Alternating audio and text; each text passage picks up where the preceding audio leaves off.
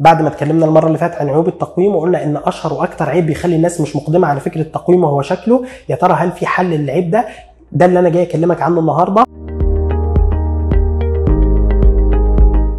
اول حل بيقدمه لك علم التقويم وهو تقويم السيراميك، وده بيكون شبيه جدا للتقويم التقليدي او المعدني، بس بيمتاز ان فصوص التقويم نفسها بتكون من ماده شفافه، وبيخلي شكل التقويم احسن بكتير من الشكل المعدني اللي ممكن يظهر في الفم. وبيمتاز برضو ان هو بيحل كل مشاكل او بيصحح كل مشاكل اللي انت بتحتاجها اثناء فتره التقويم. مشكلته ان هو مع الوقت لونه بيتغير، عشان كده بتحتاج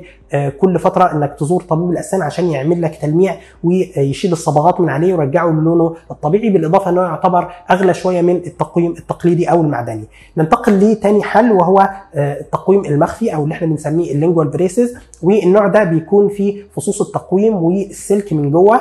على السطح الداخلي للاسنان، وبيمتاز النوع ده ان هو ما بيظهرش اصلا ان انت عامل تقويم، وده بيكون مفيد جدا للاشخاص اللي بيتعاملوا مع الجمهور او اللي بيكونوا في الميديا، بحيث ان هم يصلحوا شكل اسنانهم من غير ما يظهر ان هو بيعمل تقويم اصلا. مشكله النوع ده ان مش دكاتره كتيره بتشتغل بيه، لان هو معقد في طريقته وفي التكنيك بتاعه، عشان كده يعتبر اغلى من الانواع الثانيه، وكذلك بيمسك بقايا الطعام بصوره اكبر، فده بيتعبك اكتر بعد كل وجبه ان انت تشيل بقايا الطعام من على فصوص التقويم الداخليه. ننتقل للحل الاخير والاجمل واللي كتير مننا سمع عنه، وهو التقويم الشفاف او بما يسمى الانفيزالاين، وده بيبقى عباره عن قالب شفاف بتلبسه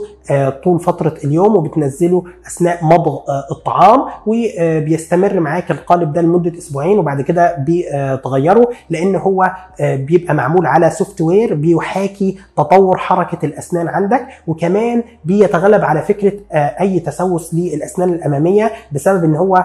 انت بتنزله اثناء مضغ الطعام، فما فيش اي بقايا طعام هتمسك في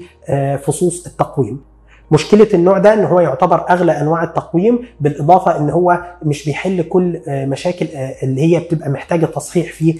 تقويم الاسنان، عشان كده في دكاترة كتيرة بتعمل دمج بين نوعين التقويم، بحيث ان هو بيعمل لك التقويم العادي المعدني لفترة مش كبيرة، بحيث ان هو يصحح المشكلة الكبيرة عندك، وبعد كده يكمل على التقويم الشفاف، وبكده يكون قلل الفترة اللي انت استخدمت فيها التقويم المعدني اللي غير محبذ عندك.